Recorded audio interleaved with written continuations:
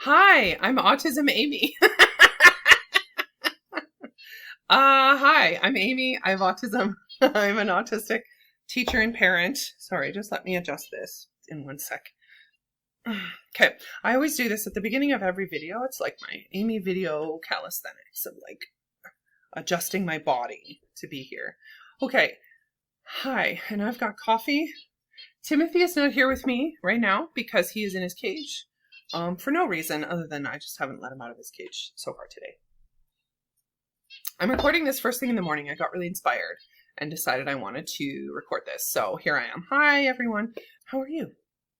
How's your day? Are you watching this in the winter? I'm recording this in the winter. It's very cold out. It's like -20 out right now. And I'm going to have to go to the grocery store later today probably and go to the gym. The gym is where I go so that I don't lose my because life is just hard and dopamine is really hard to come by in the winter. Okay, today I'm going to talk about Love on the Spectrum. Netflix series, I believe it started in Australia, and full disclosure, I saw I think there were two seasons, Australian seasons? Two series in Australia, and then I think one in the US. Or maybe two in the US. Anyway, whatever. I watched all of the Australian ones, and then I watched not all of the American ones because I found it just stressful. So I'm just going to react to it or just give you my thoughts. I'm not actually reacting to it because I don't know how to do that yet.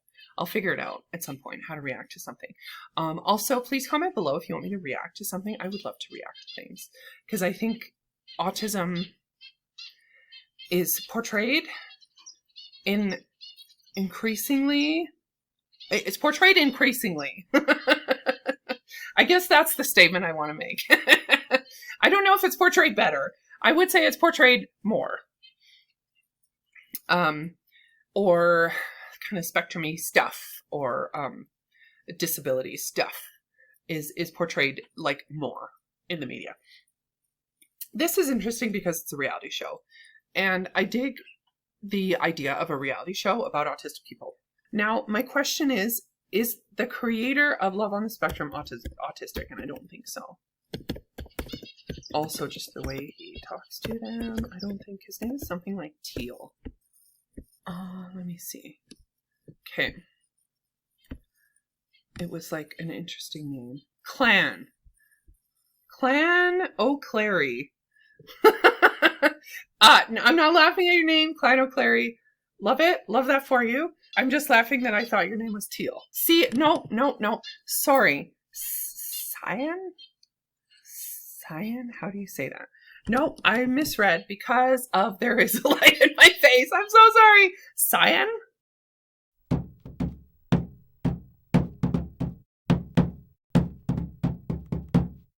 Working with subjects with autism. Oh God, that makes me want to barf. Okay, so here's an article from Netflix.com. July 17th, 2022. Love on the Spectrum showrunner Cyan O'Clery explains the making of the series working with subjects with autism. Oh God, that's gross. And that was a few months ago. That was a gross expression. Don't say working with subjects with autism. And I understand subjects is like a term meaning like the people on a reality show, but gross. That's really gross. Netflix, do better. I'm assuming not. And I feel like if he were autistic, he probably should be more clear about it. And the fact that I have to dig around is like maybe not ideal. And I'm sorry for calling you Clan. It was just my lack of vision associated with having bright lights in my face. Anyway, Cyan O'Clery. I think that's, how do you pronounce? Okay, let me see if I'm saying this right at all. This is all going to be cut out. This is all nonsense.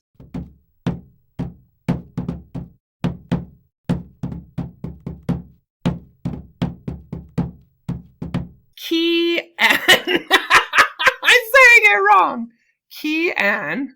And that is something that I think is important because your name is important because you are important. And that is a big part of my my aesthetic. So I apologize for mispronouncing your name twice, Key-Ann. And if you want to have a conversation with me, I'd love to chat with you. And I promise to say your name properly. I actually think there's an interesting corollary here because I let my misunderstandings about his name affect the way I spoke about him. And I think, so here's, okay, are we following? Are we following? There's like an irony here that this is what happens with autistic people a lot. So the difference is that I looked it up and I corrected myself. I think oftentimes autistic people don't get that same care being given to them. So now onto the actual show. And I'm going to give Kian props because I actually think he tried to do something good.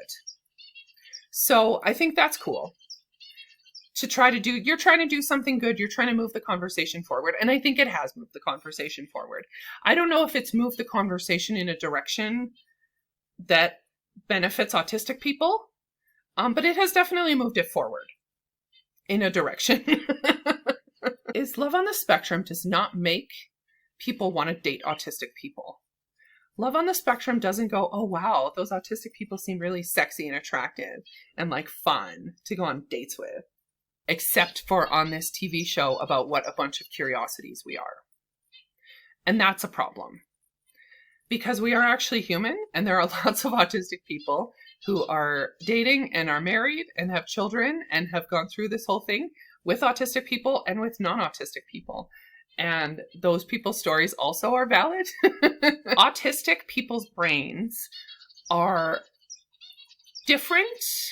So, okay. Where are we going with this? So I always want to go to Temple Grandin because I love Temple Grandin. Her big thing is we are different, not less. And I very much agree with that. We are different from, now whenever we say we're different, who are we different from? From the people who've decided what normal is. There is no universal different. Everyone is different from everyone, of course. But the reason we are called different and we are called disordered is because who wrote the book on the disorders is the neurotypicals. Literally ASD. So that's the autism diagnosis, ASD, autism spectrum disorder. Having autism means that you have a label of being a disordered human. ADHD, that second D, also stands for disorder. So that is a problem, and that is something that we need to know. We are different from neurotypicals. So when we think about it, let's think about brains. So we've got like a neurotypical brain is one thing. And the great metaphor, I think, is like a computer. Brains have always been like a metaphor, like computer metaphor. Brains has always been a thing. So say a neurotypical is Mac, and then neurodivergent is a PC. So it's just different. These are two different operating systems, or maybe Linux. They're two different operating systems. It doesn't mean one is better or worse. It just means they are different and they function differently and they deal differently with different stimuli. I guess where I'm coming to Love on the Spectrum is it's sort of treating these like PCs as if they're these like weird objects of curiosity of like, whoa, you want to do this like regular human thing of like dating? Oh, and it's this sort of, it's almost this like circus freak show. You know, like a bearded lady or the like lizard man or whatever. It's like, oh, look at these people. Inviting people to look at us and gawk at us and treat us as objects of curiosity rather than as full human beings for doing this like normal thing. Dating is a normal thing. Hate to break it to you, but dating is like normal.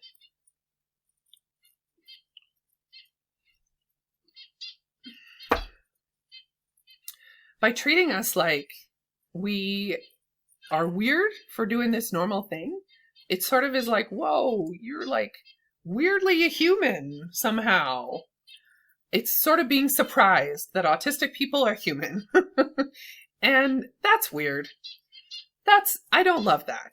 So I was on a date with this guy and we were talking about Brave New World, 1984, the worldview difference between like Aldous Huxley and George Orwell. We were having this super deep conversation about literature and worldview and all these things and like power and like humanity and all of this sort of stuff.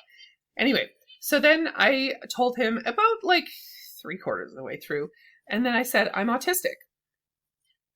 he literally started looking around and saying, like, where's your care worker? Are you supposed to be checking in with someone? Like, where's your care worker? Who's your person? Who's here, like, supervising you? And it was, like, dehumanizing, and, like, crappy. I feel like neurotypicals feel like there's a consent issue with autistic people, where they're like, do we need to check in with someone to, like, consent to this?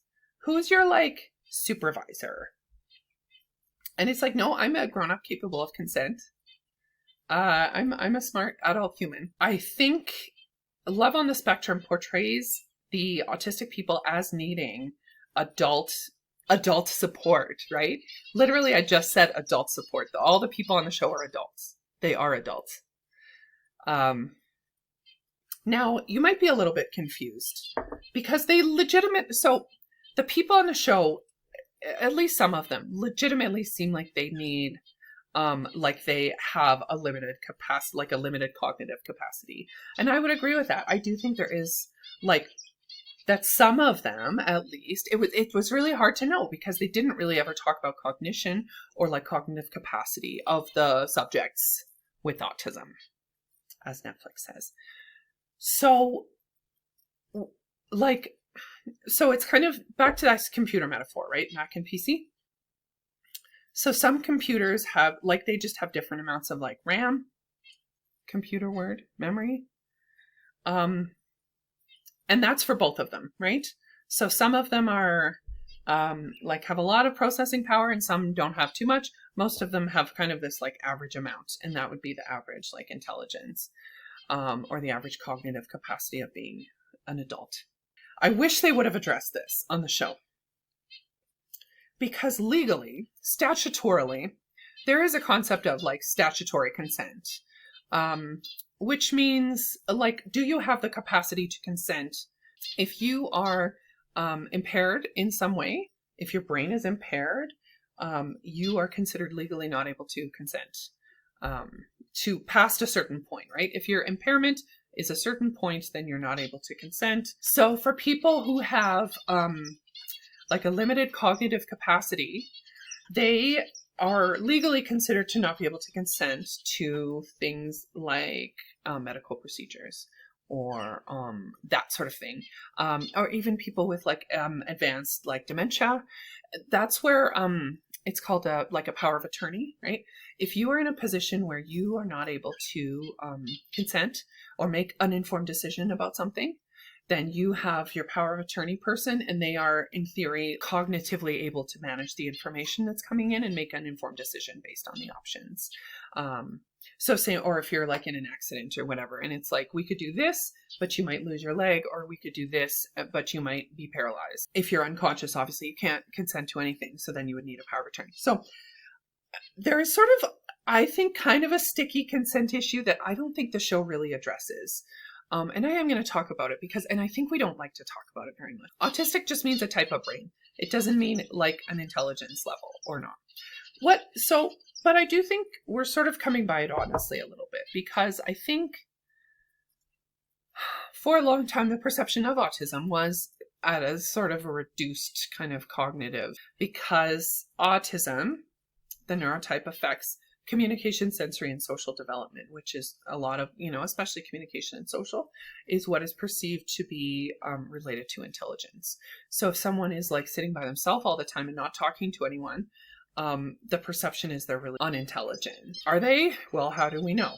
We have no way of knowing. Until we can actually get a read on what they understand and what they don't, we have no idea. But ableism, and then they're just like, oh, well, they're obviously, like, mentally deficient. So then what happened was they recognized that, like, autistic people, there were autistic people who could talk and who could, like, have some of these markers of, like, intelligence. And then those people were called Asperger's. Asperger's syndrome? Is that what it was called? Asperger's syndrome? I think that's right. So they weren't disordered, they had a syndrome. I don't know if that's better or worse. It's like the people with autistic traits who were intelligent had this like second level of like diagnosis. Then we said, well, wait a minute, that's ableist AF, and Asperger was super problematic, so let's not slap his name on stuff anymore. So then we said, okay, so Asperger's, what it was before Asperger's is now autism, and always has been autism. But just because people were ableist and were silly, they just decided they wanted these like two tiers of like, these are like the smart autistics and these are like the not smart autistics. Because the term autism has been so conflated with the idea of a cognitive delay, that makes it difficult for people to understand that autistic people are just like people in the world. And there are autistics with a cognitive delay, just like there are non-autistics with a cognitive delay in the world. Sorry about it. I think the show also sort of conflates autism with like a cognitive delay, or with like sort of being like a younger kind of a mentality. That's the other perception, is not only like intelligence wise, but like aesthetic wise. Autistic people are like children. Autistic adults are kind of just like big overgrown children. And I think you see that a lot in the contestants' subjects of the show. Where it's like one likes dinosaurs and one likes medieval stuff and one likes, I don't know, like stuffed animals, and one likes anime. And it's just like all these really childish things, which no hate on any of those things. Those are great. Those are great. It's just that those are perceived to be sort of childlike things. And so it's like when that guy super awkwardly is trying to talk about all these different kinds of dinosaurs to his date, and he's like, oh, the whatever Brachiosaurus did blah, blah, blah. And it's like, that's like a really childish thing to say on a date. And when it's perceived like that's what autistic people do on dates, like that has an effect on autistic people, on the way we are perceived. Walking, I know, kind of a dangerous path. And I don't mean to say any autistic people who like childish things, your likes are totally valid. And it's a problem when a sort of dominant society just kind of says that's like a childish thing, and so you were like a child. That's a problem, and I don't want to be part of that either. But I also want to say, like, we're grown-ups. I'm a grown-up. I'm a parent. I'm a professional. And I can be those things and also still wear noise-canceling headphones. That doesn't make me less of a grown-up.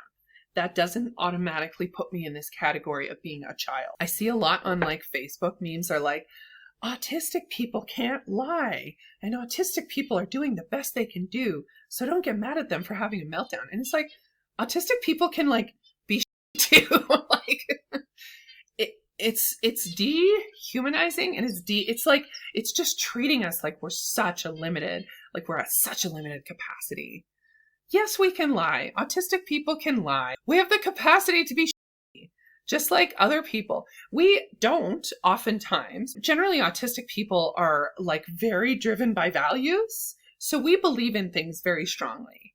So we see things, we see values about the world, and we believe in those things. And generally we act within those things.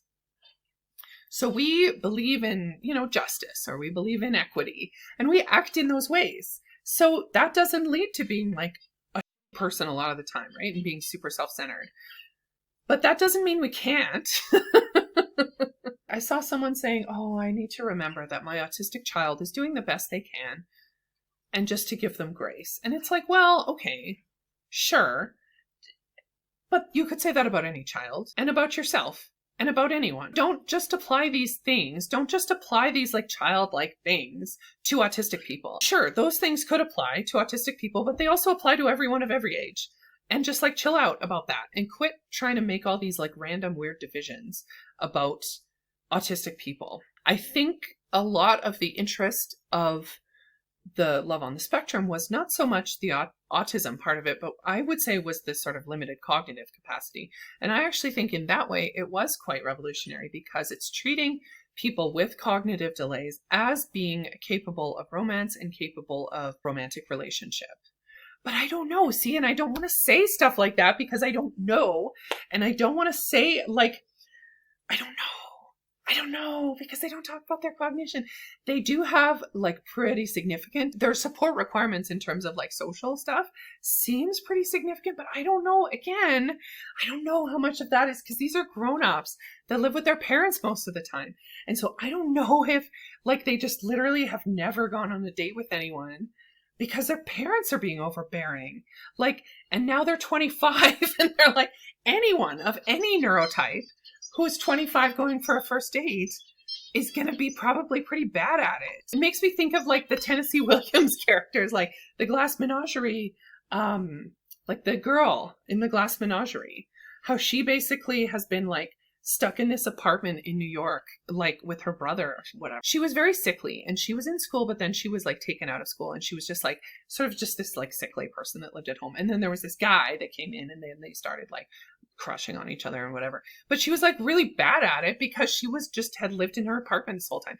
And I actually feel like maybe that's it. Maybe they actually just, maybe they would be totally, had they actually had a chance to go on dates as like 12 and 13-year-olds, you know, just like these kids do where they're like, let's go to the pizza place, or Mom, can you drop me off at the mall?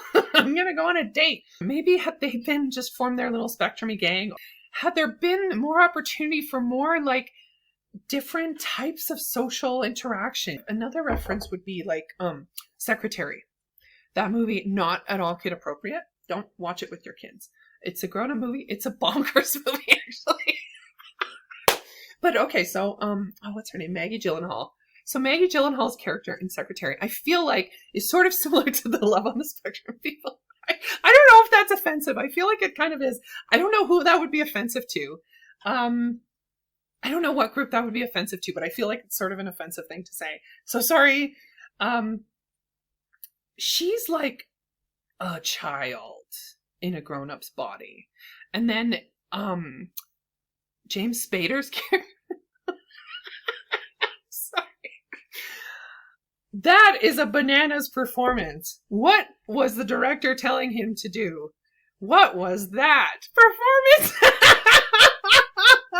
James Spader in Secretary? Man, I think it's fun. I don't think it's like a good movie. I think it's fun. I think Maggie Gyllenhaal and James Spader are both like incredible performers. And I think their performance is so funny. And fun to watch. Anyway, but I think, okay, so but Maggie Gyllenhaal, I feel like is sort of like these Love on the Spectrum people where she lives with her parents and she's got this kind of like enmeshed, like emotional like thing happening with her mom especially.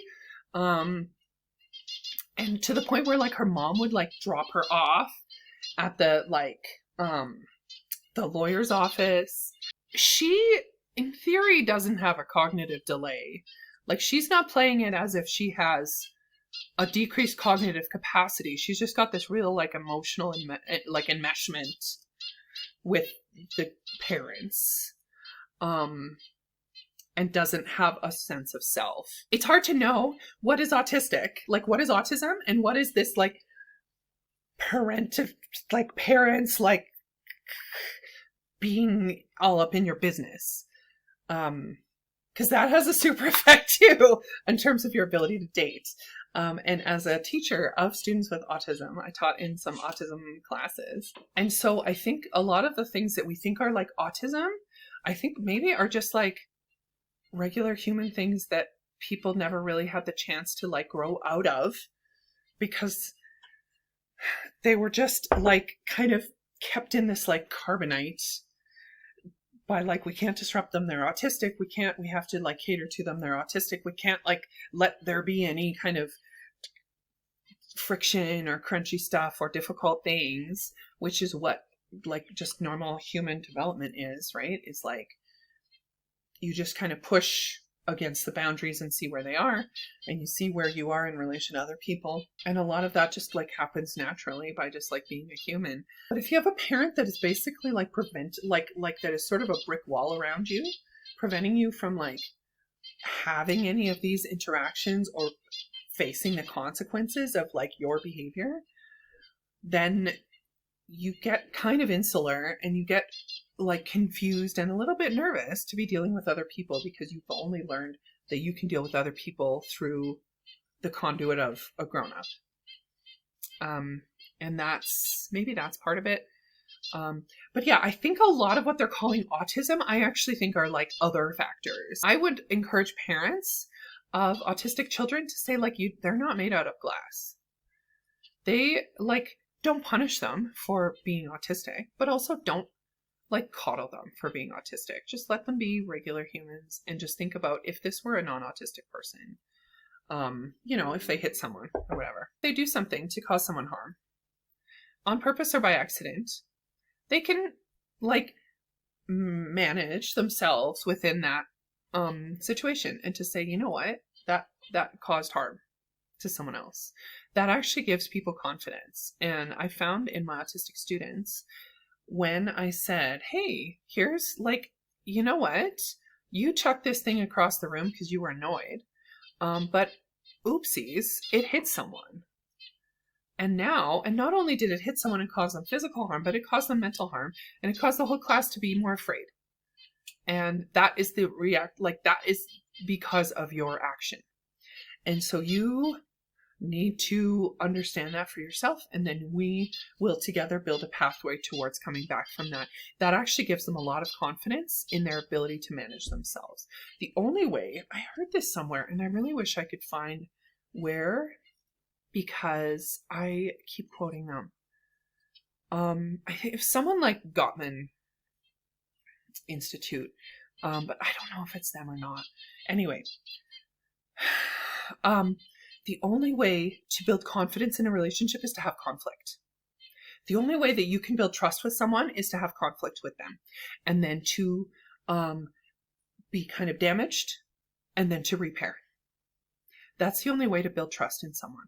And I actually see a lot of these autistic, well, in the show they're adults, but in children as well, where they don't have the opportunity to have real conflict with people because they've got like a barrier. They've got like a person or like someone getting involved and saying, oh, they're autistic, you can't expect them to da da da da da da da. So they never really have a chance to have conflict with people.